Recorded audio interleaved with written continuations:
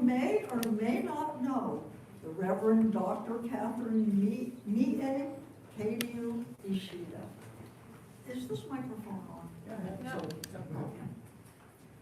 She is a Dharma friend, a cat lover, a cat foster parent, a friend to all, a mediator, a swing dancer, a Unitarian Universalist minister, an astrophysicist professor, and Hawaii Island resident for over 20 years.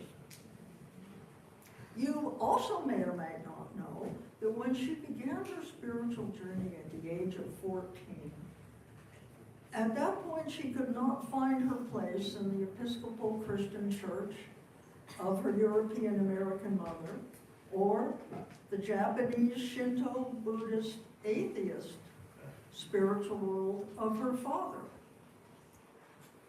Although she has practiced Zen meditation now for over 40 years, it was only this spring that she became a disciple of the Bishop Shuji Komagata. Going on pilgrimage to India was a large part of her preparation for beginning training under the Hawaii Soto Missions Association Ministerial Training Program. And with that interesting biography, I present Reverend Dr. Catherine Ishida.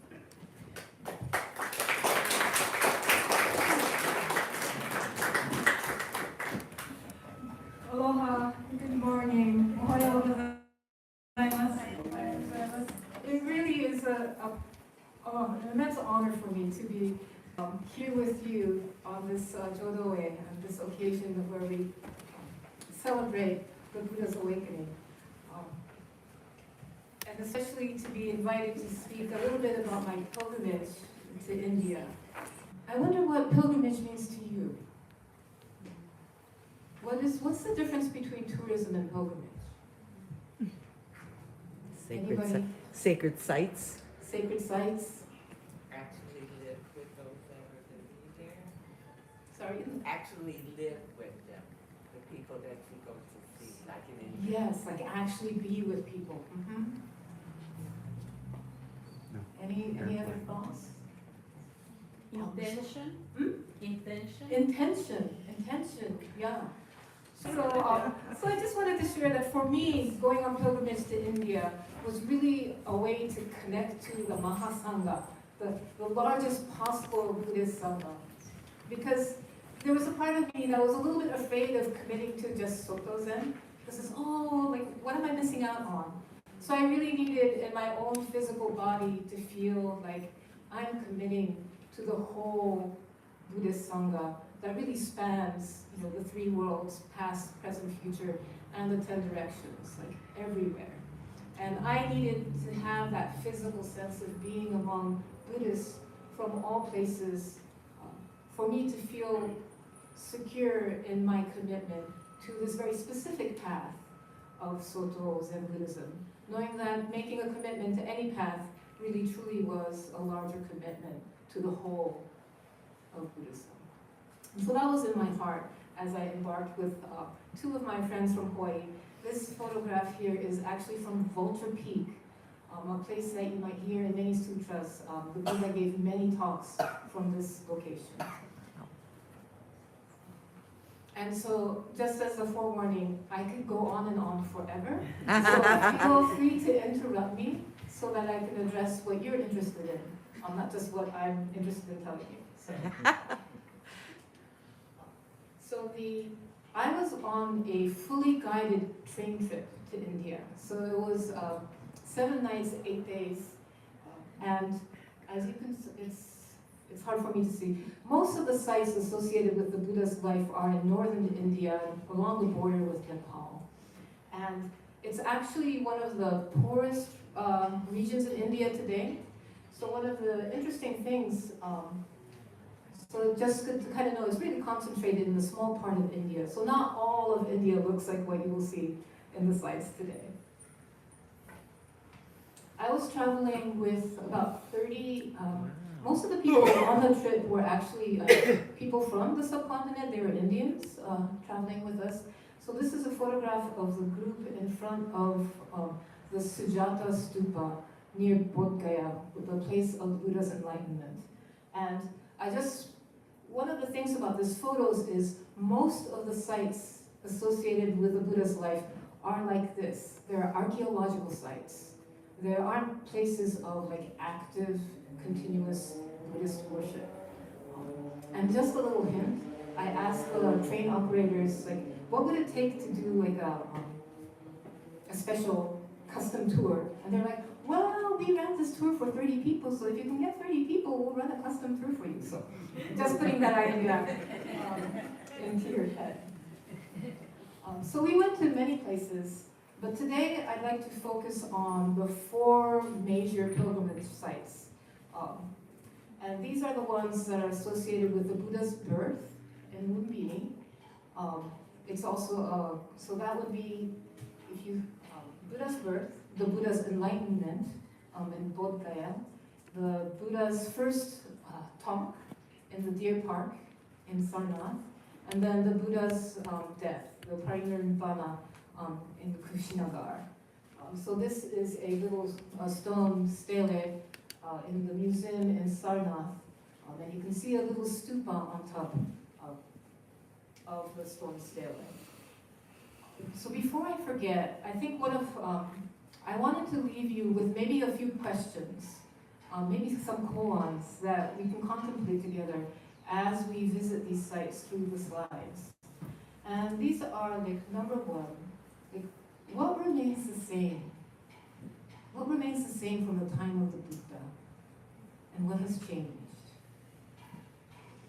And number 2 is, what does it mean to us that Buddhism once disappeared from the place of its birth?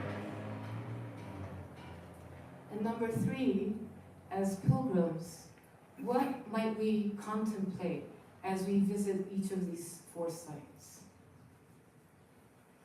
And so I'll give you my own answer for the 3rd question to get us started. Is when I was approaching these 4 particular sites, I was thinking of the 4 divine abodes, the Brahma Viharas. So these are kind of descriptions. Vihara is like a place or a monastery. So as I was going to these places of the Buddha, I was thinking of the states of being that represent kind of being at peace. And so these are the qualities of loving kindness, of compassion, of joy in the joy of others, and equanimity. So those were the qualities that I was contemplating as I visited each of the major pilgrimage sites associated with the Buddha's life.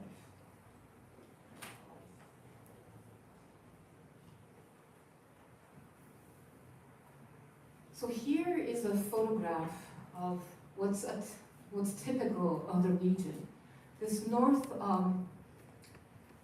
the place where the Buddha lived and taught is in the Ganges River basin. So you will see, there are rivers, there are flat plains. You will see fields of wheat and rice, and they're kind of rimmed with trees. And the air is very moist and hazy. And you can imagine how difficult it might be to travel through this landscape when it's raining really hard. So why people might have like a rainy season, why the Buddha may have chosen to stay in one place when the weather was poor. And throughout this region, there were trade routes that crisscrossed this area, connecting the various kingdoms large and small.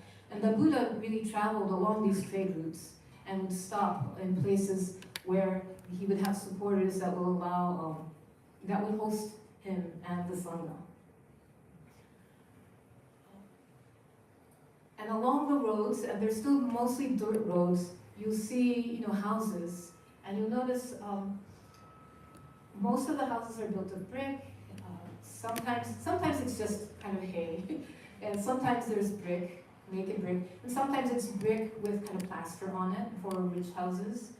But you can really imagine that life hasn't changed all that much, or at least the landscape hasn't changed all that much from the Buddha's time as you travel through this region. The really big singular exception is plastic. It's just plastic everywhere. And it's a real reminder that, it used to be for millennia, once you were done with something, you threw it, out, and it would just biodegrade. But now, this habit that we have as humans just no longer works for us in a very critical way for ourselves and for all the other living beings around us. And the one other difference is the children who are sitting by the side of the road near those kind of brick huts, they have smartphones. So many differences. So even though it looks like the time of maybe the Buddha, the technologies that are available, even there is different now. So we're here today. So the very first stop, so I'm going to introduce these sites in the order that I visited them. So our very first stop on the train trip was Bodh Gaya. And even before we went to Bodh Gaya, which is the place of the Buddha's enlightenment, we first went to the Sujata, what's called the Sujata village, to go to the Sujata temple. It's about a 20-minute walk from the site where we imagine the Buddha having reaching enlightenment. And because this is not a major site with big temples and big stupas, it may have been one of the sites where the Buddha has been continuously remembered. Because most of the major sites were either taken over or destroyed in the course of history. But smaller sites, like smaller village shrines like these, why take over? Why destroy them? So they've continued to exist, possibly since the Buddha's time. And so here is the scene of so here is the original shrine.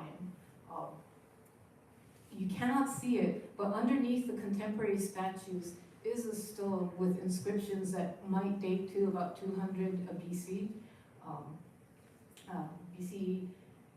that we cannot see, but we think that there's been continuous kind of reverence of the Buddha at this place.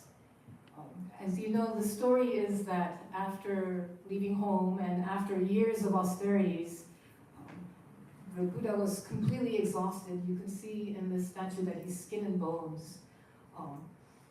And then Sujata, who is in this photo on the left-hand side, is informed by her her maidservant, who's on the right, that there's this person sitting sitting by the river that looks saintly. So she goes out and offers him rice porridge. So this is the scene.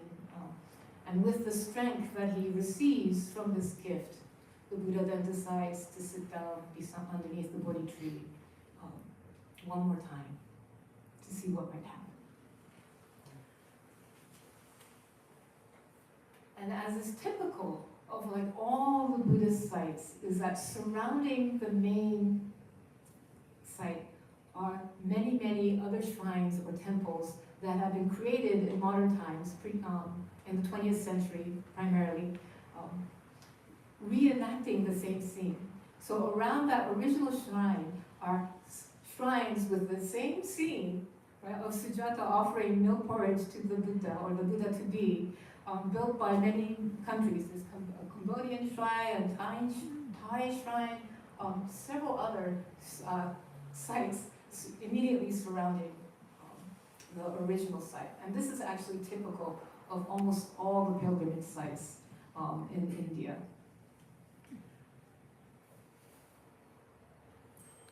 Shoe house?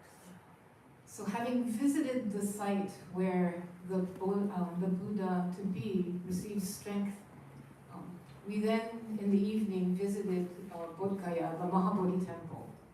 The Mahabodhi temple, unfortunately, I have no photographs because no photography is allowed.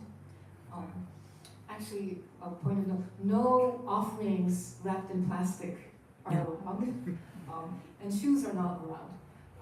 So this is a stock photo, but the Bodhi tree, a descendant of the original Bodhi tree, is there. And in this space, you are with all these people who are celebrating the Buddha's enlightenment. And you'll see people, as you can imagine from that photo of the region, there are a lot of mosquitoes. So people have single person little tents, mosquito netting, and you'll see people kind of meditating in these little tents to protect themselves from mosquitoes surrounding. And you'll see people, depending on what culture they're from, different ways of circumambulating the site of the Mahabodhi temple. It's unlike other sites in the sense that it was probably in continuous use, but not by Buddhists, by Hindus. And it was only in the late 19th century that Buddhists began the work of kind of reclaiming kind of control of the site. And you may remember the name Angarika Dhammapalam from the news letter articles, because it was this monk from Sri Lanka that initiated the Mahabodhi Society to bring this site back into the Buddhist fold.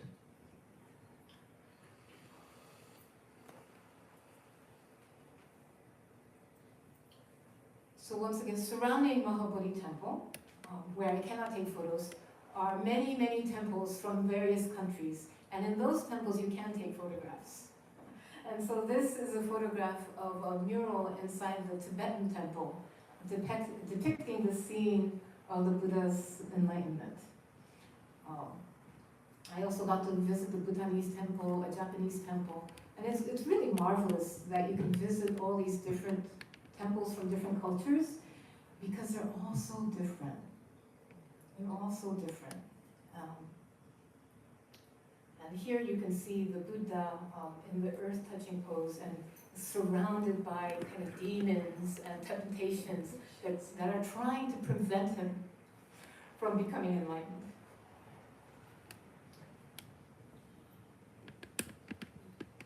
And for a little break here. So this is actually a statue, as you might notice from the flowers, from a Cambodian temple in Puna on this island. Oh. Yeah.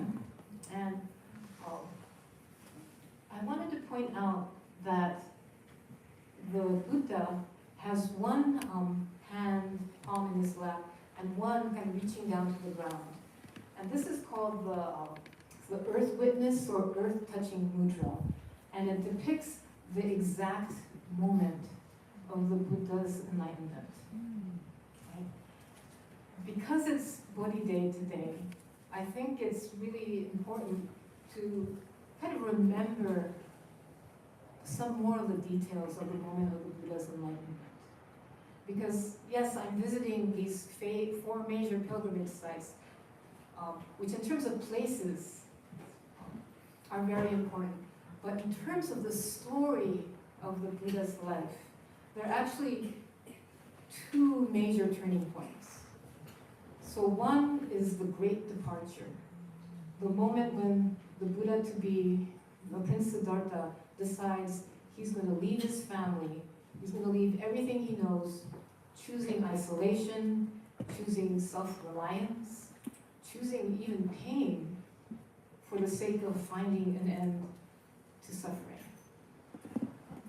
So that's the first big change in his life when he relinquishes his life as a prince to become a wandering ascetic.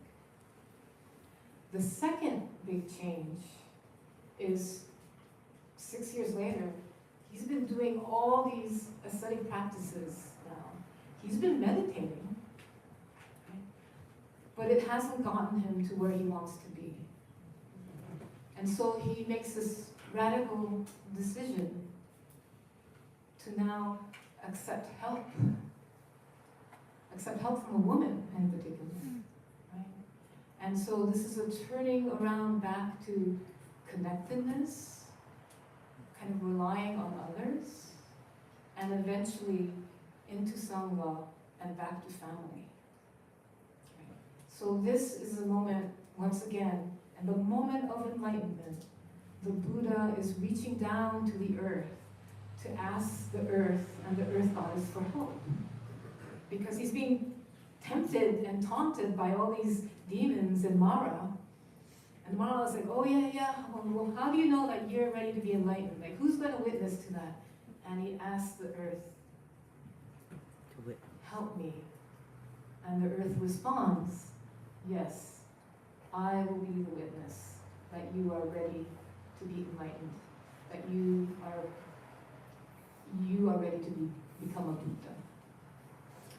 So this is the scene of the Buddha finally returning to the truth of interconnectedness.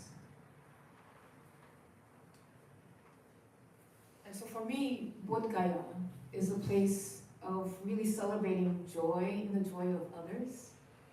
Because we're not celebrating our own enlightenment, we're celebrating the Buddha's enlightenment.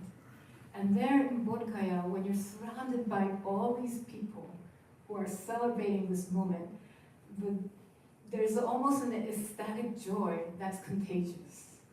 And you can really feel that in this place. That, yeah, people want to be enlightened themselves, maybe not, but there's just a sense of joy that the Buddha has achieved this milestone, and we all get to celebrate in that moment.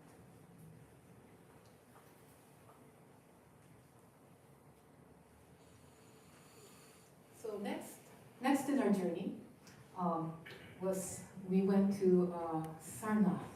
So this is a place where, this is a deer park, or what used to be a deer park, where the Buddha gave his first talk. And so this scene is very typical, that most of these sites will have a stupa. There will be ruins of an extensive monastery complex in a garden setting. So almost everywhere you go to a Buddhist pilgrimage site, it will be something like this. Stupa, monastery ruins, a park around it. And here are some stone slabs. This is supposed to be the exact place where the Buddha gave his first sermon, and the Sangha was born when his 5 former friends became his first disciples. So the guys kept telling me, it's like, in the beginning, there's always been Buddha and Dharma, but this is when the Sangha was born. Right? It's the birthplace of the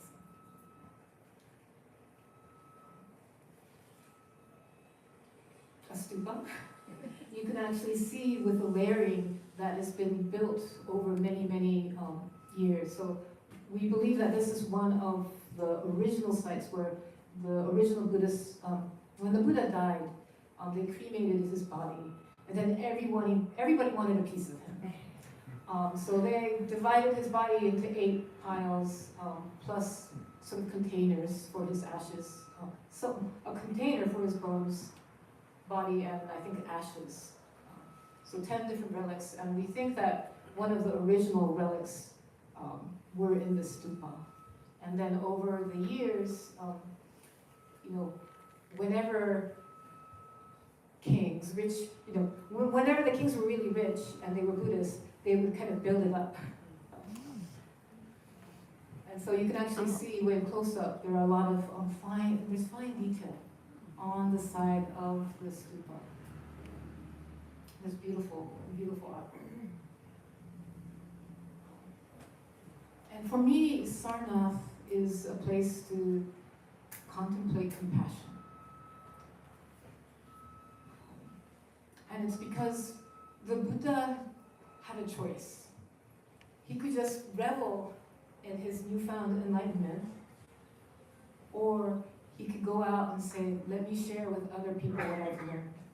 So he had a choice, and he chose to do the difficult thing. And not only did he choose to do the difficult thing, but when you read the stories, and here's a little aside. So at least in the Judeo-Christian tradition, there's a saying that says, prophets are not welcome in their hometowns. Because, you know, you've seen this little kid grow up and they're just a normal little kid, right? And then they go away somehow, and then they come back, and all of a sudden, you know, they have things to say, and people in their hometown are like, whatever, we remember you in diapers, like, you know, don't take them seriously. And in Buddha's case, he really rejected his family. Like, he abandoned his wife and child in a time when it was very difficult for his wife and child to be without a father. And so when you think about the depth of pain of rejection, right, that the family may have experienced, and then when you think about the fact that when the Buddha becomes enlightened and the Sangha starts to grow, they are actually the first to come join the Sangha. And I think of what kind of compassionate presence the Buddha must have had for the family to be able to acknowledge, yes, you are enlightened, and yes, we will put aside the past and we will become your disciples. So there's a true profundity in the reconciliation between the Buddha and his family as the Buddha initiates the Sangha here in Sarnath. It brings tears to my eyes. Right? So the next stop on our tour, on our train tour, was to Lumbini. And Lumbini is actually in Nepal, so we had to cross the land border between India and Nepal. So this is a photograph of the land border. So I just recommend that if you ever try to cross this land border, do hire a guide. It is complete chaos. It is really crazy. And yet that's just normal life there. So the guides know exactly what to do, even though it'll be completely obscure for any person who's new to the region. Lumbini is quite special in the sense that the Nepalese government has set aside a huge chunk of land for Buddhists around the world to build monasteries near the site, the archaeological site of Lumbini. And so in this map, in the area that's like 1/3 from the left and 1/3 from the top, you can see kind of a dark green square. That whole chunk of land has been set aside by the Nepalese government for Buddhist practice.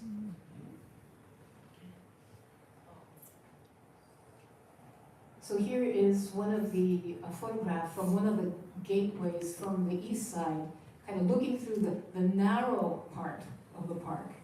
You can kind of get a sense of how big this park really is. And so it's so big that you can actually travel by boat down the long length of the park. And so that's what we did. So in this photograph, you can see a statue of the Buddha in the background, and then the rooftops of some monasteries. So on either side of this canal, on the eastern side, there are Theravadan monasteries, and on the western side, there are Mahayana and Vajrayana monasteries. So I think you see maybe the tops of a Tibetan monastery, but there's also a French monastery and a Nepalese monastery in that direction. And way behind that, which you can't see, but in the same direction, is also a Japanese monastery. So this is a photograph of the Maya Devi temple, and it is it's a huge concrete structure built upon an archaeological site. And once again, no photography allowed inside, no shoes allowed inside.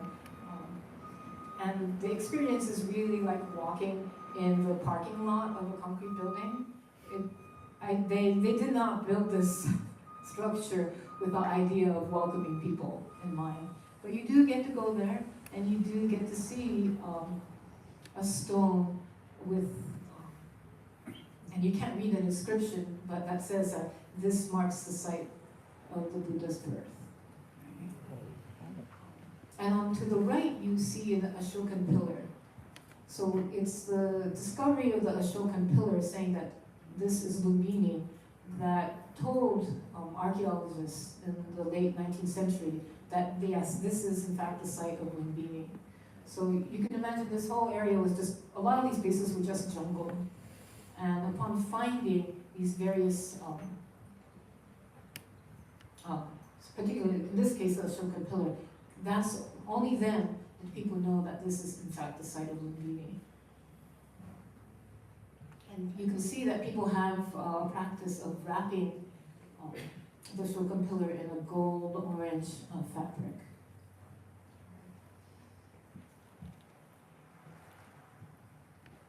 So this is a photograph of a sala tree in the park. And so this is the kind of tree that the Buddha's mother, Queen Maya, would have held on to give birth to the Buddha.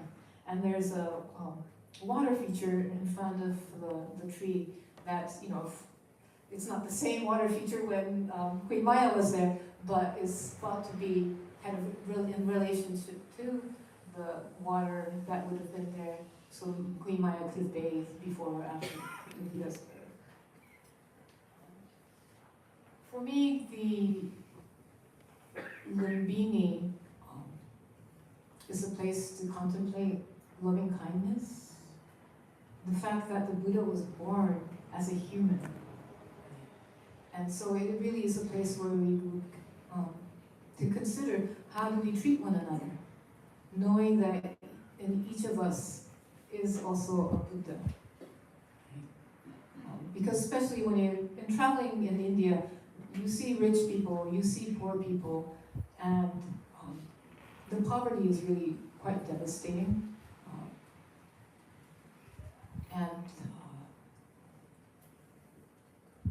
So you really want to think about it. You know, another thing about this,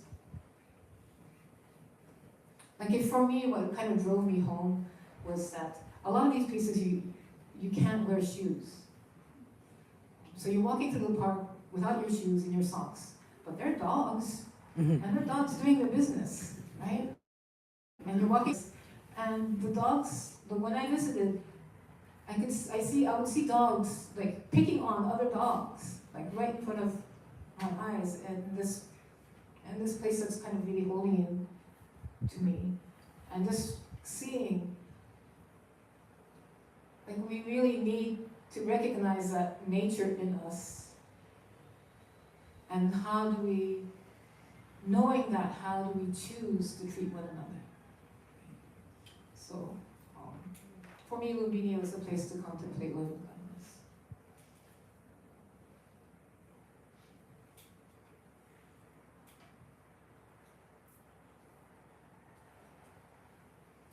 So our last stop of the major sites was Kushinagar.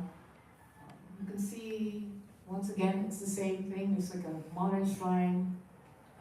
You can't see the stupa, but there's a stupa behind the modern shrine.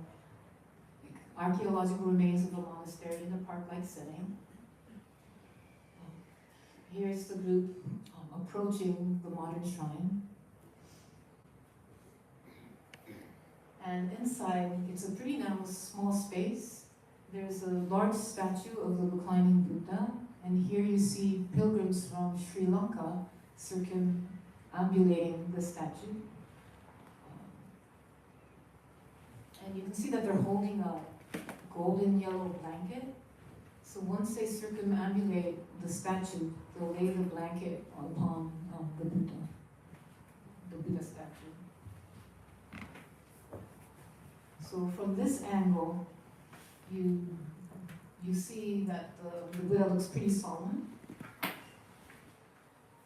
But as you approach his face, you can see a smile.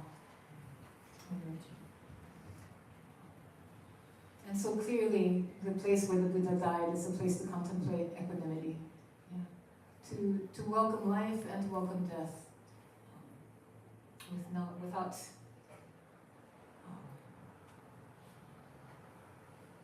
without valuing one more than the other.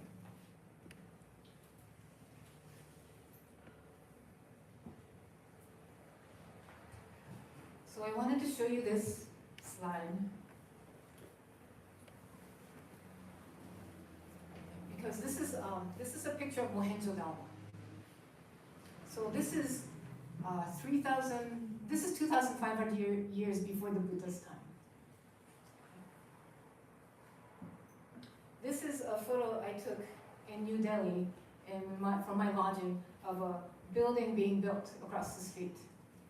And had I known how important bricks were going to be on this trip, I would have taken pictures of the piles of bricks everywhere that I saw. So one of the things that happened over the trip,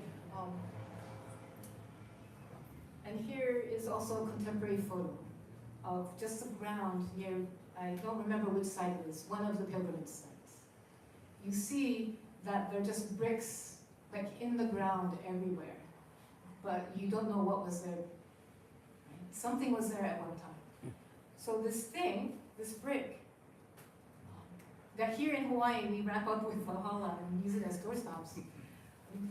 This thing has not changed for 5,000 years, right?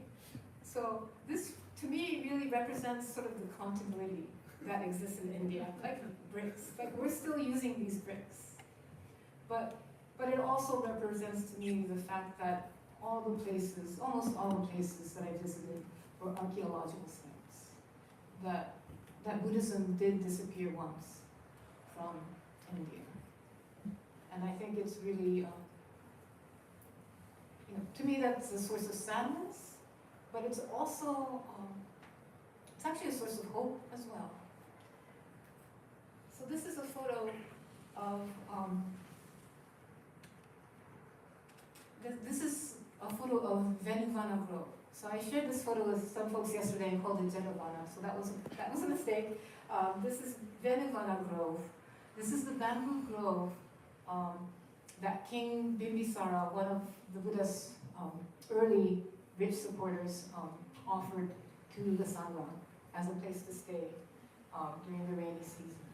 And what's wonderful about this place is that it's not being preserved so much as an archaeological site where we're trying to dig into the ground to find real history, but it's being preserved as a place of peace and serenity, where you can enjoy perhaps the feeling that the Sangha and the Buddha may have enjoyed when they were able to stay at the bamboo grove. And so even though Buddhism may have once disappeared from India, it's actually back, right? It's actually Buddhism is back in India as a new religious movement. And there's something reassuring to me to realize that there's no one authoritative Buddhism. But every expression of Buddhism is authentic. Like Buddhism has changed, but has always been true. It's always preserved something of the original message in a way that speaks to people in different places and different times. And so we can celebrate however we are Buddhist, however we celebrate the Buddha's enlightenment. We can celebrate it together with all these other Buddhists across the world, knowing that we are sharing in the same joy of knowing that the Buddha became enlightened and his enlightenment is not separate from our own. So, Nam Kie Butsu, Nam Kie Ho, Nam Kie So. We take We refuge take refuge in in the the Buddha. Buddha. We take We take refuge refuge in the Sangha. Dharma. We take refuge in the Sangha.